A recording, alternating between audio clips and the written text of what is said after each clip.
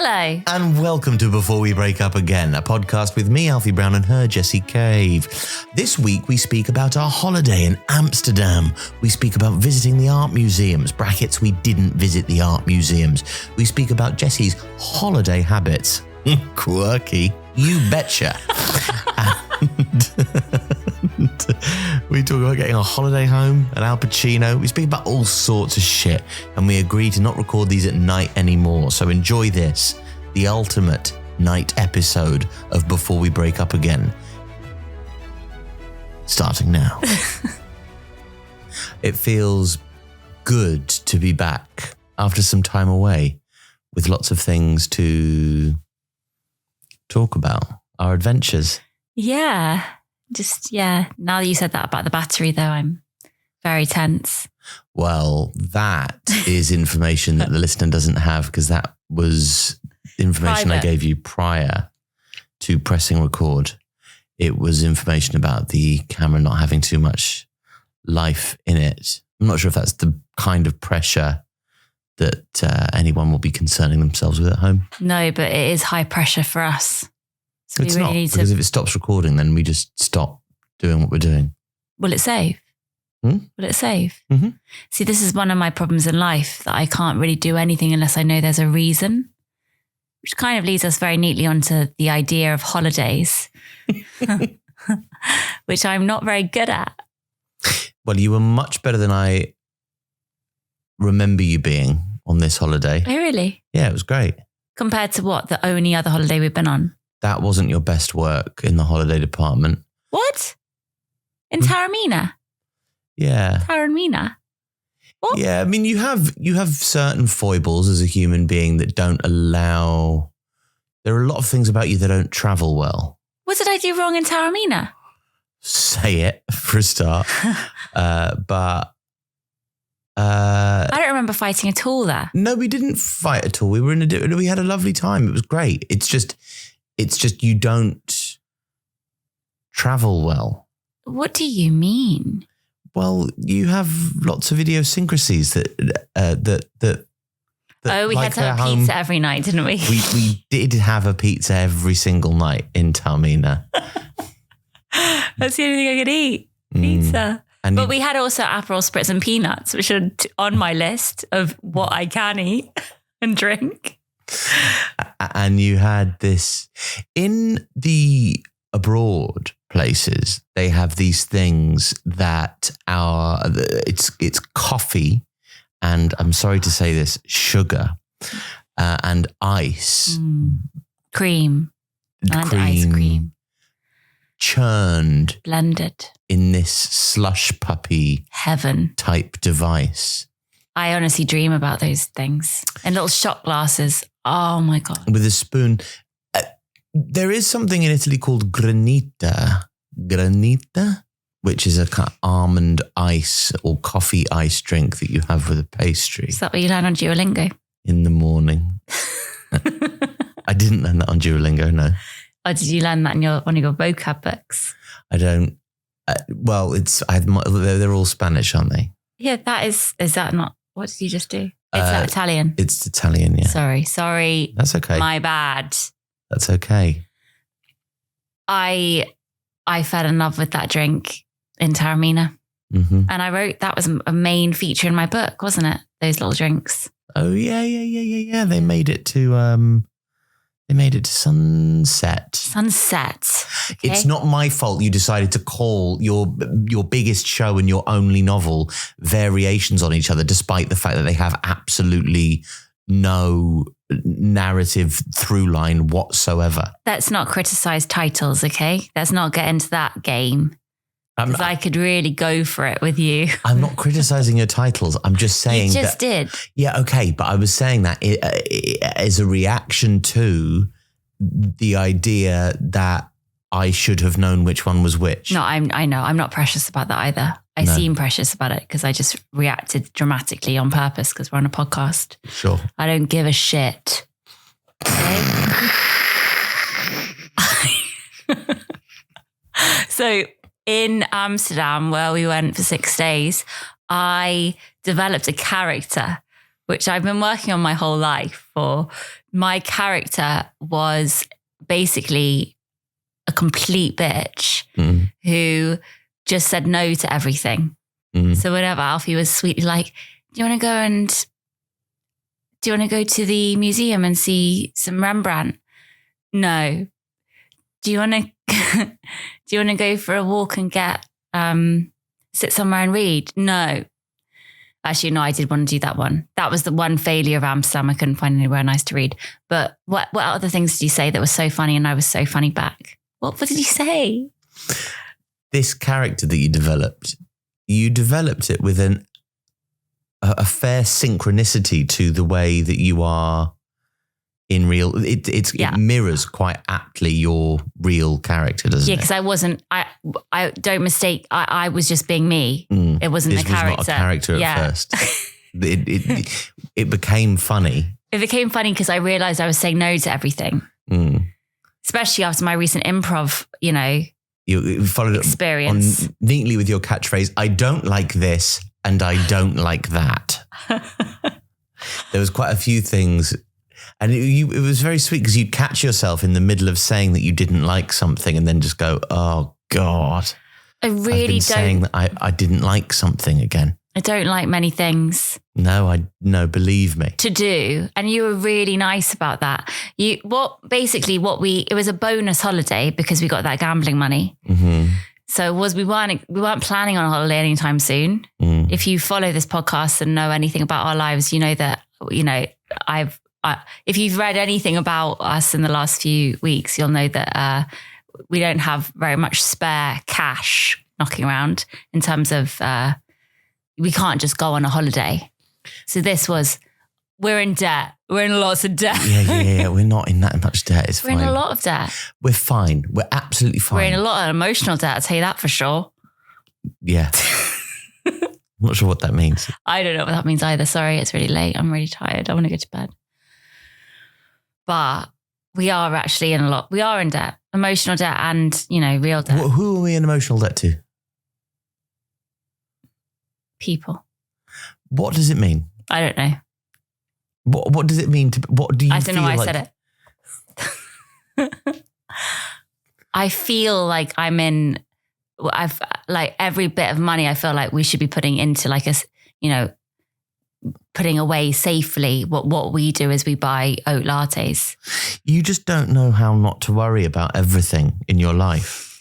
I know, which is why holidays are just terrible for me. Yeah, you are almost genetically incapable of holidaying. Don't slag off my mum. Don't slag off my mum. We're worriers. We like to worry. You could have got it from your dad. Yeah. But your dad does like to holiday. No, I wouldn't say that. No, he doesn't. He goes on holidays. No, he doesn't. He doesn't. Like very, very rarely. He's gone skiing. Yeah, he used to go skiing. Yeah, I guess. Yeah, that's what I mean. Yeah, but obviously he hasn't in a long time. Yeah, that's the thing. You only go skiing for as long as you can go skiing, and then you don't go skiing anymore. Dangerous. Too true. So no, we're not natural holiday people. I don't think my family. Although I think my other siblings give it a good bash. I think they're always on holiday. Yeah, they're always on holiday. Actually, yeah, that's true. But they do really brilliant. They do exactly the sort of holidaying that I would. And again, this is going to very quickly turn into a conversation about my parallel universe life if I didn't have children. Mm-hmm. And I'm not bemoaning my existence. I'm merely saying that if I did have a different time going abroad and doing those interesting, cheap Eastern European exploratory young love holidays is something I would have loved. Yeah, same. I think I would have travelled more had I not had kids. Where would you have gone? I think I would have really liked to go to places like Japan. Yeah. Places like Japan. Japan and places like Japan. Just Japan. That's all I need. Japan. Places like Japan. Just like Japan. Japan places. Like, like places that are like really fucking expensive, but arty and have lots of things to look at. I'm probably wouldn't have liked. I don't really like the beach. Sorry. Just not a big beach girl. Not a big beach girl. The sand, the sun.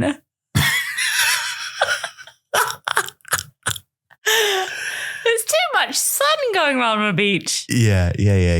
I think that going on holiday with you is a skill in itself. Not that I don't enjoy it. It's great. I when we were there, I said to you, it would be wonderful to be able to stay. If we didn't miss the kids so much, it would be wonderful to do another week of this. What you have to do when you're on holiday with you is it's not like a holiday that other people go on. Yeah. It's about finding a rotation of appealing coffee shops. You need a small coffee shop that is local. That is where you get your coffee. On the way to the coffee. On the way to the coffee. You need a coffee on the way to the coffee. If you're Jessie, you really need a coffee on the way to the coffee. You need like a stress-free coffee. They know what it means. So it's a bonus coffee before you sit in a nice place and have a coffee. Mm-hmm. Yeah, that's what you want. Exactly. It's a no-pressure coffee. Then you've got the coffee that you were getting the coffee to go on the way to get, which is where you'll also find one of either a very large and good selection of pastry or a rather delicious cooked breakfast. Yeah, but again, I don't really like breakfast. Yes. As we discovered, I had breakfast way more than I would have liked, but I thought, you like breakfast, so I'll have breakfast with you. That was good of you. Mm-hmm. Then after breakfast... I even ate bacon for you. Thank you. Because I know you like to see me eat bacon. Yeah, it's one of your most popular OnlyFans requests. Just bacon eating hair stuff. I can make this more niche, actually. How can I make my OnlyFans more niche? I'm not sure that you could. What do we have to do after the coffee with the pastry? Then we go back to the hotel room and gather ourselves. No, I think what I like to do, or what I got quite neurotic about, was making sure that we walked at least 20,000 steps before we had our third pastry of the day. Basically, all I need to have a nice time is a nice coffee and nice pastry and walking places. What was really good about this, because it was a bonus holiday, it was almost like a holiday on the way to the holiday. Maybe we're building up to a really good holiday if OnlyFans goes well. And maybe we can go to Japan. Or somewhere like it. Or somewhere like Japan. You want to go to Japan, do you, madam? No, not necessarily. I could just be going somewhere like Japan. Yeah, do you know what I mean? Because I think that you're insinuating that I'm saying something kind of like... borderline racist. Yeah, no, I'm really not. Just Japan, one of them. No, you know what I mean? Alfie, like not Japan, but just one of the Japan countries. No, you can fuck off. You know what I mean? Like a exciting, arty, like loads of lights, places. Mm-hmm. Anyway, fuck off. I knew that's what you were getting at. There's a really funny Patrice O'Neill line. I don't give a shit about Patrice O'Neill, okay? If I have to hear one more Patrice O'Neill bit, okay? But go on. Please indulge us with another Patrice O'Neill bit. Go for it. Jessie, you can't. Sorry. You can't do that. Sorry. What did I do? You can't be that horrid to me. I wasn't. You said that I was being racist. Also, we are really kind of doing a deep dive into how, weird I am. I'm not. How was I mean? You can't do your Patrice O'Neill bit. It's okay. First of all. No, please. Okay. First of all, that makes it sound to everyone as if I'm wandering around doing Patrice O'Neill impressions the whole time, which is That is... It's just what comedians think. It's not Patrice O'Neill, it's any comedian. Like, why? It's just a very sweet, geeky thing that comedians do. Where like up to 5 times a day, they reference a stand-up comedian. Okay, well, you don't do that very much. You don't do that very much. No, you don't. You're very good. Second of all, there is a certain Patrice O'Neill joke that is reminiscent of the exact kind of mistake you were making, although he does it in a more overt way. Also, I'm not even think you were making a mistake. What mistake was I making? Japan or places like Japan. Right. Sorry, yeah. I mean, I could have just said what it was and then we would have moved through. No, it's nice to quote things. It's like we're doing an essay. I worry what this is to listen. Like, what is this like to listen to? Well, as somebody commented the other day, it's like listening to an old married couple. You shouldn't be in this stage yet. Not that I read comments, obviously. I don't obviously. I'm obviously too self-assured to read comments. Yeah. I'm not. I read all the comments. Anyway, go on. Please, I just what did the Patrice O'Neill bit say? I was being funny, but now you've picked up on it and now we're stuck. He said,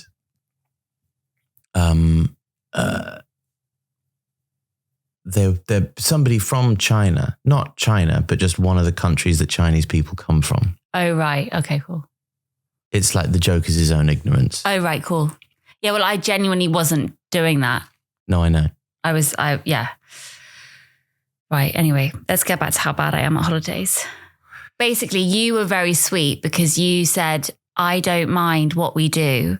I just want you to have a nice time, which was so nice of you. And we didn't even bother to do any tourist stuff. It was very funny because we were living, our hotel was in De Pipe, and we would walk along one of the canals into the sort of crescent of main canals in the centre of Amsterdam. And in order to get into town every day, we would have to pass the world famous Rijksmuseum on our left with all the famous Rembrandts and everything inside. And we didn't once go inside. I thought that we would. But we didn't. No. Now, I don't really like going to art galleries with people. I know. So I feel like, why... It's not like... It's like listening to an album with somebody, but you each get to decide how long each song goes on for. Yeah, it's actually crazy. Like, what the fuck are you doing going around an art gallery with somebody? Whenever I'm in an art gallery with somebody, I want to just separate. I'll stare at this fucking thing for as long as I want to and feel moved or not. And then you can go and do that somewhere. I can't... There's something, I hate to mention suspension, but that you want to lose yourself to it. Also, I have to confess that I've never really felt moved by art. Yeah. I've never felt what other people feel. And that makes me feel sort of a bit like I'm maybe stupid or like there's something missing from me. There's some virtue of aesthetic appreciation that others have that I don't. And I really feel like I've lost something or that there is something there that I wish I could attain but can't. But because I've never, ever seen a painting. I've had it a few times with poems where you probably connect with a poem and you think, fucking yes. You almost cheer it like a goal. You feel enriched by it and that something about the human experience has been illuminated or put for you in a certain way that helps you understand life or yourself better. I've seen impressive paintings, but I think you probably have to do some reading around them before you know what it is they're good for. I mean, you like art. Well, no, but I've studied it and I've learned about certain paintings. So there's a kind of language that you learn when looking at paintings that if you haven't learned almost that formula, it's quite hard to just go into a gallery and enjoy things, but because I've studied it a little tiny bit, I know a bit more, but still I go into things and I look at paintings so I would go in and just literally glance at things and move on. Whereas you really give it time and you would try and look at things, and that's really sweet. But I have no desire to do that. If I like something, I will look at it and I'll be drawn to it. And if I don't see that immediately, I'm not going to look for it, which is a really selfish, probably really ignorant way of looking at art. But I just think, well, no, why not? Why not just find the things that you like and go and look at them? Yeah. I suppose because you might miss something. Yeah, you definitely would miss something. But I still think art in general, there's what I find so weird about the art industry is how it is as simple for me as, do you like it? Do you like how that thing looks? And if you don't like how it looks, why would you want it in your house or your flat but when you have to kind of think, oh no, but it's really worthy because it means this and it's got this story and it's got this, I know that's really,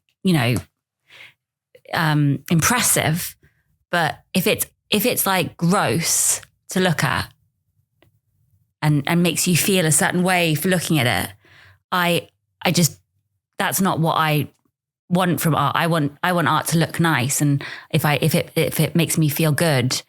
Whereas I think it became so complicated art. No, you should be liking this because it means this. And if you can't see that it means that, then you're stupid. That's what I kind of felt quite isolating at art school. Yeah, but there is, because of the advancement of other things, you've got your films, you've got your songs, your music, there's art everywhere that you can go and connect with and will approach you in a very different way. Like art, you have to approach yourself, whereas music will often approach, you are bombarded by other media in other forms. And artwork, we've got a lot of technical artwork on the wall, whether it be the poster for Roald Dahl's The Witches at the National Theatre, or the poster for my dad's memorial, or some Ninjago posters. It's all, in a sense, now that's high art. That is high art. But you get more. You recently read a book that was hard for you to enjoy initially, and you had to find its rhythm and find its pace and sort of almost relearn how to, not relearn how to read a novel, but you read that novel in a different way to the way in which you'd read novels before. And you said because there was slightly more resistance to it, actually when you came through, you got a lot more from it than you would have done, something that you hadn't tried so much definitely. With. That's all I mean is like people say, I used to have this argument the whole time with people who didn't like Radiohead. They go, I go, well, you listen to it a few times first and then you'll really get into it. And I go, well, I don't want to have to listen to it a few times. It's not good first time. I don't want to listen to it. Well, that's just not how it works a lot of the time. I've literally just done that with Radiohead. I've just suddenly got into Radiohead. Well, that's good. Yeah, only just. That's great. It's crazy. Better late than never. Yeah. Better late than never. I feel really, it's really good. It is really good, Radiohead. It's really good. Radiohead are one of the best bands. They're almost underrated now. Their brilliance has become a sort of truism. It's but interestingly, I only got into them because of a instrumental cover,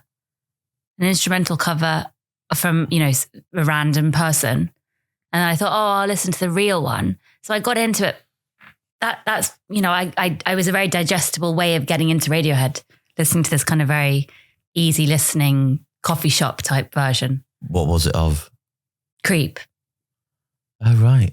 But it was a very flowery version. And I thought, I'll listen to the real one. Amazing. Yeah. But again, I only need a few things and I bleed as much as I can from them. So I only need a few songs. I only need a few books, a few comedians, or a few bits of art to really, I could, like, whenever I read something and I really enjoy it, I think, oh my gosh, this will be so great when I read it again. I can't wait to read this again. I can't wait. And so I'm not one of these people that needs loads of, materials to kind of feel fulfilled. I really just need something that I like, and then I can look at it forever. Interestingly, the song Creep came about because Radiohead were in their studio having recorded their album, and it was all, they needed something else. They needed a different sound. So Tom York, the lead singer, had these lyrics that he used to sing as a joke over the top of All I Need Is the Air That I Breathe by the Hollies. And they recorded this version of it. Maybe they were testing equipment out or something, but either way, the guitar on it, ja-jung, ja-jung, is meant to sound sort of horrid and over the top. And they only came upon this sound of this, the bizarre guitar sounds and this tortured soul type thing through like play and experimentation. Oh, wow. It was not meant to be a thing. And then and the Hollies, which is what the original version of the song is, All I Need Is the Air That I Breathe, still get lots of money from that song. That's so cool. Today. Wow, thank you for that. There you go. Thanks. That's exactly the sort of I'll dad fact. Yeah, and I can just, replay that fact because I only need a few facts. You only need a few facts. Yeah, I don't need many.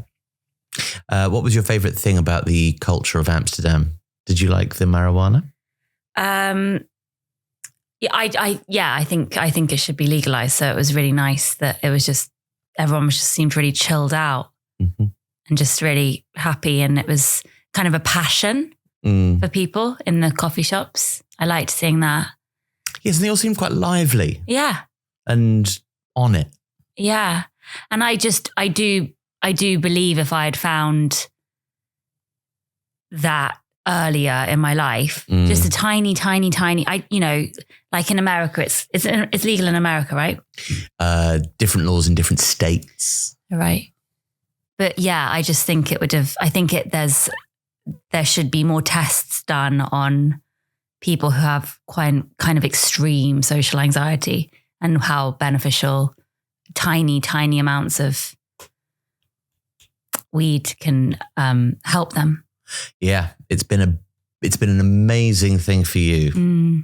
So it came to it so late. I know, fucking late, but not too late for us to. I'm talking like I'm such a lightweight as well. It's such a tiny amount that I need just to feel okay. What I'm saying isn't complete bullshit, and I'm not a failure in every single way. The great irony is that sometimes if you do take a little bit too much of it, what you're saying is complete bullshit. Yeah. Do you still have that thing written on the fridge? Yeah, my rabbit hole idea. It doesn't make any. I had a great. No, it was a perfect idea. It was actually an amazing analogy about cancellation, and it was just after your cancellation, and it was a beautiful moment for me in Rose's tie. I'm amazed we're still allowed into Rose's tie after that. Yeah, you get quite embarrassed with me as well because I get quite loud and forceful with my ideas of comedy development stuff. Like, this is a great idea for a film. It's quite a good balance because obviously the weed makes me speak less and makes you speak more. So yeah, we find a very good rhythm. Just in case, any family members are listening to this, it's like I literally like a bite of a cookie. That's all I need. Yeah, they're very strong. They're very strong. Not doing massive spliffs, okay? Just in case the Daily Mail are watching this. Fucking hell. I think you've had enough press coverage recently. Yeah. You're going to get in the front of TMZ. Harry Potter and OnlyFans star Jessie Cave likes to sometimes have some marijuana. What was your favourite bit of the holiday? Other than the sex, because obviously that was a highlight. Wasn't it? There was just too much. It's too much. It was too much sex. Even I can accept that. Yeah. I'm sorry. It's okay. It was. I liked it. It was a test. I'd say that if I was going to put a percentage on it, I enjoyed 85% of the sex we had. Great. Yeah, I would say me too. Yeah. The thing is, you usually kind of cap it off. Is that the right phrase? I don't know. You usually, have a limit. You usually no. You usually stop me. Yeah. You're like, look, no, not today. Yeah. Not today, mate.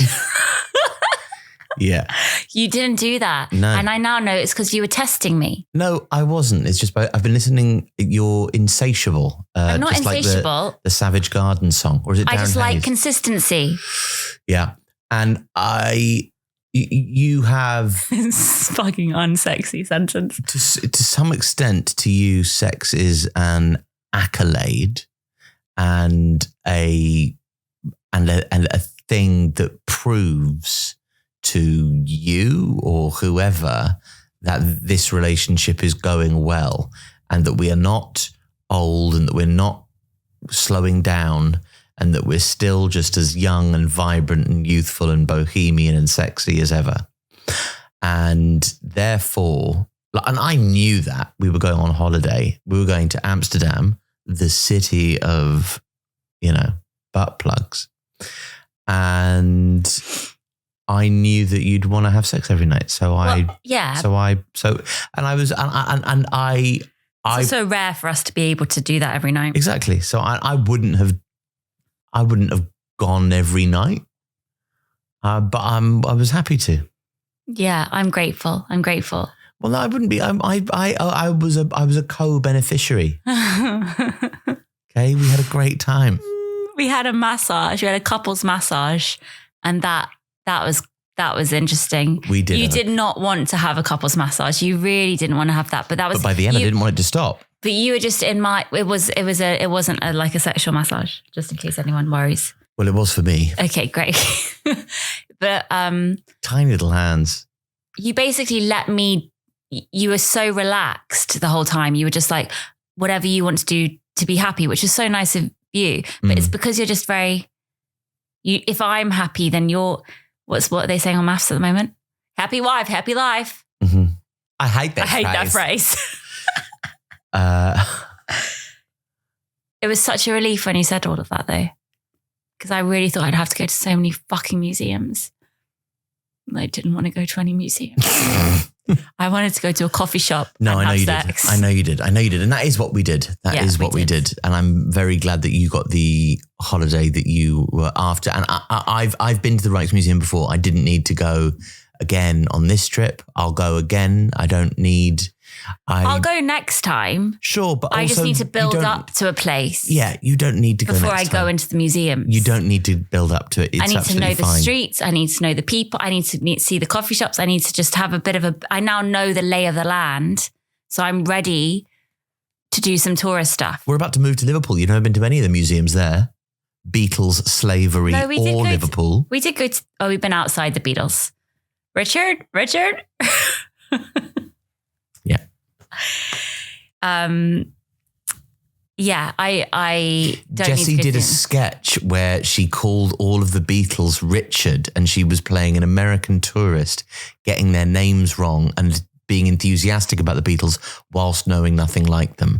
And there was an amusing bit where she pointed at all of their faces and went, Richard, Richard, Richard, and Richard. And it's very well performed and very well timed. She hasn't just gone insane, but she's just added a little Easter egg into one of her own Instagram reels that I think should have done better numbers if there were any justice in the world. Is it good but numbers? There isn't any justice in the world. That was back in that little phase that I went through of directing my reels. Directing your reels for you. And I think actually we did see the benefit in the numbers, did we not? Yeah. I went up like loads and then I lost them all. Yeah. When I started doing kind of more real things. Real. The apex of our time together, I think, very much tummy time. Also, the funny thing about the Beatles one was that Becca, the baby, 4, was strapped to my chest. 3. Oh, he's 3. He's 3. He's just done 3. Come on.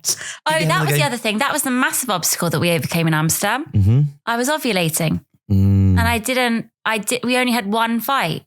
Yeah. You're always tasty company when you're ovulating. Well, I'm I remember the first time I ever knew you ovulating. Well, I'm either at my best or worst. Do you remember our first trip to... That was our first holiday. Our first holiday together, you were ovulating. Yeah, and that's where I got pregnant with Margot. Yeah. Sorry. 8. What song did you sing to me in the car? No, I'm not doing that. How old was Donnie? 10?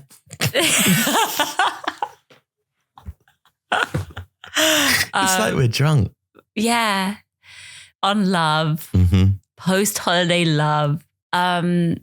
He was 11 months old. Yeah. Yeah. Yeah. Do you see the error in your ways? My ways. Just like crazy, you know, you just, for somebody who said they only wanted one child, you know, you really let them come. Yourself come many times. It's not so easy when you've got a girl in the back of the car who you just met going, I want to fuck tonight because I'm ovulating. Fuck tonight. Okay, that's... Fuck tonight. I'm not proud of that. But the funny thing is, like, it's a good song. It's a fucking good song. It is. I'm good at melodies. Is that a melody? I'm good at lyrics and I'm good at melodies. I'm good at all songs apart from singing. Yeah. And I got pregnant on that holiday. You did, maybe that very night. Maybe you were already pregnant. I think I was already pregnant. And I think that's the thing, because of my PMDD and because of my PCOS, polycystic ovaries, I don't know when I'm what I am a lot of the time. Sorry, I won't bore you with that. But I did take my electric shock therapy, which I'm on a trial for my PMDD. Jessie has an electric shock therapy headset. And you have to wear it when you're ovulating for 20 minutes a day. But the thing is, I don't know really when I'm exactly ovulating. You're only meant to wear the device for 5 days. But because my luteal phase, which is the phase that I go mental in, the normal woman's luteal phase lasts about 5 days. But for me, it lasts about 10 to 15. So I'm worried I'm going to cause myself actual like brain damage with my device. So that's where we are right now. Anyway, I did it for the first time in the hotel in Amsterdam. You take your little headset off. We'd go for a pastry.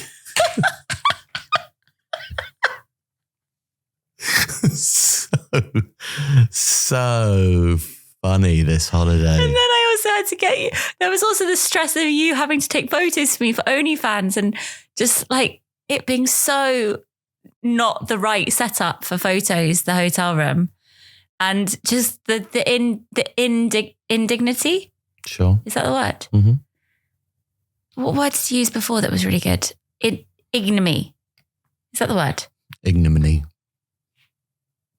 Is that a word? When it's like the depths of embarrassment. The depth of ignominy is something I say in my show. Yeah, there we go. The depth of ignominy. Was lying face down on the bed with my hair hanging off the side of the bed. I was like, Alfie, get this. No, lower. You have to get the tips on the floor. That's fine. The bit of photography that took place in the landing of the hotel could have done without that. I thought you said they were beautiful photos. They are beautiful photos.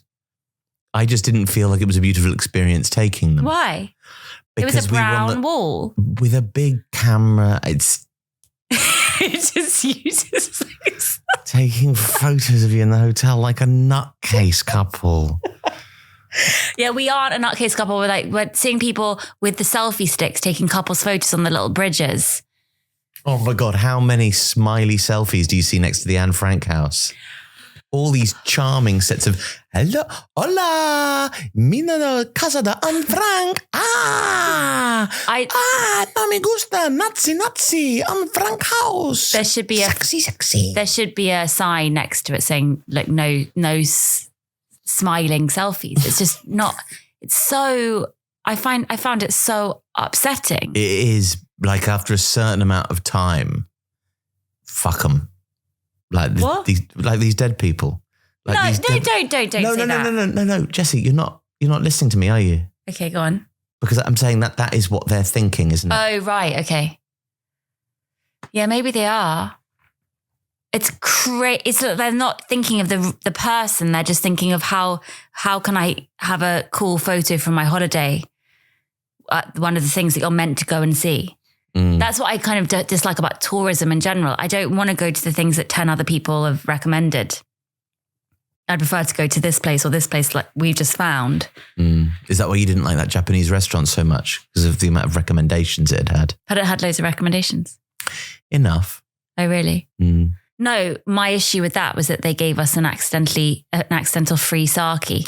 Yeah, you didn't much like Japanese food. It's nothing to do with whether I like the food. It's just that they gave you a free sake. And then I was like, oh no, he's going to now drink the free sake because he's a people pleaser and he's just had 5 beers and he's going to be comatose by 10 p.m. And we won't be able to fuck. And I want to watch maths.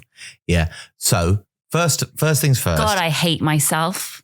There's going to be quite a lot of Japanese food in Japan. Yeah, I know. I like it. You didn't feel like you liked it very much, but we need to limit the amount of things that you can have in front of you in these. I need to be occupied at all times. You know that. You didn't much like the Japanese food. You didn't much like the sake. You didn't much. Sake, actually. It's sake. Okay. I don't know what it is. You're the Japan expert. I don't know. And places like Japan. Shut up. Shut up. I don't, the thing is, as long as there's somewhere that does pizza, I'm fine. We didn't have any pizza. No, I mean in Japan, when I go to Japan. I'm not sure that there are that many places that do pizza. Everywhere does pizza, Alfie. Everywhere. Well, from what I've never been to Japan, but apparently it's so culturally different to anywhere else. Oh, wow. Well, that's why I want to go. I think it'd be really good for me. Which is the other funny thing about places like Japan, because it's sort of singularly itself. Yeah. In retrospect, it was a massive mistake to say that. Well, it's all fun when we can all say things we regret. I meant like, no, hang on a second. Let's not plant this as some kind of massive mistake. I just mean somewhere so far away and different. Yeah.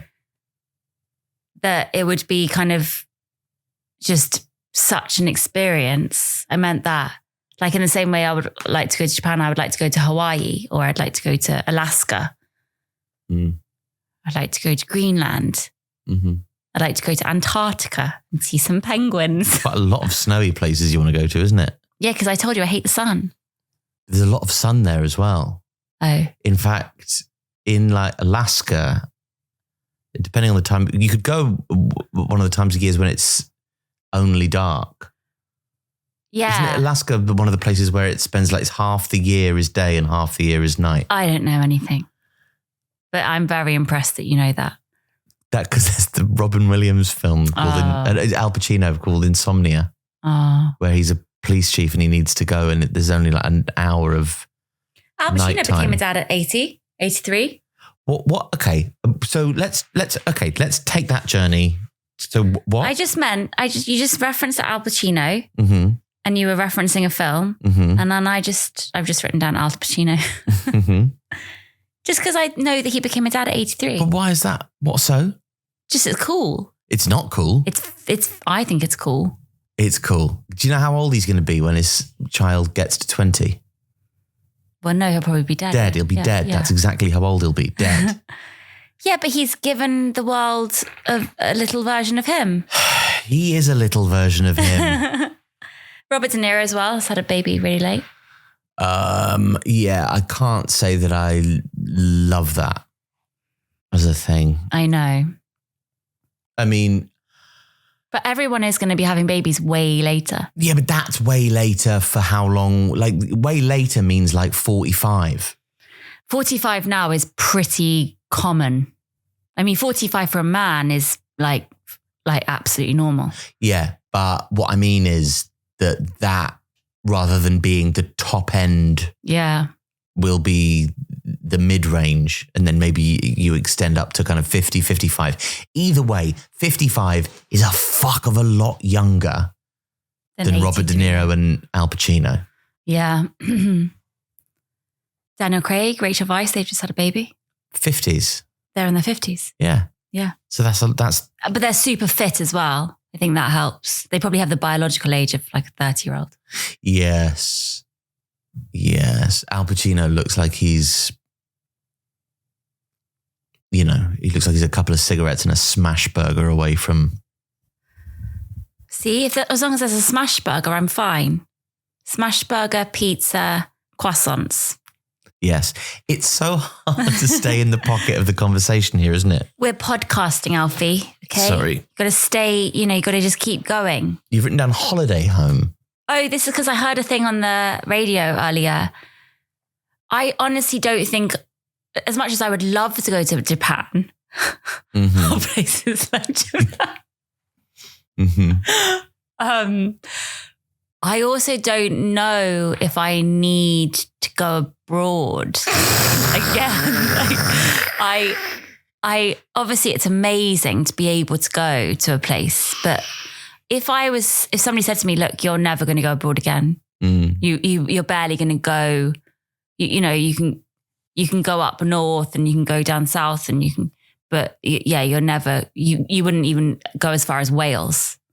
I would be like, okay, I can handle that. I can make that work. And then this advert came on about holiday homes. Like if you've bought a holiday home in a holiday camp in the UK, you could be paying way more than you should be because the value's gone down and then there could be maintenance costs or something. So you're trying to get compensation for, it's to try and help you get compensation for the holiday home you want. And then I thought, oh my God, a holiday camp home, is that like a caravan, a static caravan? So I thought, I think I could like that. Just putting that out there. As an older couple, maybe we could get a static caravan. How many of the 4 children are we taking in this caravan? No, I'm saying like when we're older, if you're still with me. Where are you imagining we get this pastry from? Because it could be with someone. It could be with my next husband. Yeah. Some newer model who can still keep up with your nightly fuck needs. Maybe just someone as similarly strange as me who just wants to eat 3 types of food. You wouldn't get anybody similarly strange. Anybody similarly strange to you would drive you insane because they wouldn't be able to align themselves totally to you or know when to compromise. Yeah. And the nice thing about you is that you don't hold a mirror up to me because you're so different. So I'm able to kind of live in this make-believe land of being relatively normal because you treat me like I'm not, that strange. You love me, I think. Well, yeah, we're both quite good to each other like that, I think. Oh, so do you think that if you saw a mirror of yourself, you would like it? No, I'd hate it. I wouldn't be attracted to myself. Oh, really? I think somebody like me, I couldn't be it. There are, and I think this is probably quite true when people get together a lot of the time. I think that you possess as positive qualities a lot of my most glaring shortcomings as a person. Oh, that's interesting. And I think my own ability to identify those shortcomings in myself meant that they were something that I was specifically drawn to in you. Yeah, I can see that. I agree in lots of ways. But I see that more with the kids. I'm like, oh, thank God you've got that part of him and you don't have that part of me. Thank God, as far as we know right now. Especially for... Yeah, I think that your personality is quite powerful. And I think that Thank you very much. In lots of your traits are really strong. And I think that they've gone into the kids really well. I mean, today it was absolute madness. We had 4 loud clowns at bedtime. Like that was not me as a child. No, it was me. It was definitely you. I can imagine. Me playing the James Bond theme on my willy. Ding, ding, ding, ding, ding, ding, ding, ding, ding, ding. Like the youngest one, the lights were off and he still got on the bed and just stood up and started singing with huge gesticulation, like this song with dance moves. Which song? The Night Begins to Shine and the Teen Titans. It's such a good song. It is such a good song. And he sings it all powerfully. And then he just lies back down, tries to go to sleep again. 5 minutes later, he bounces back up and does the same thing. Is that when I look at you? No, when I look at you, I see the stars in your eyes. When we're dancing. And he even has pauses. He pauses between each sentence for dramatic effect. When we're dancing, the night begins to...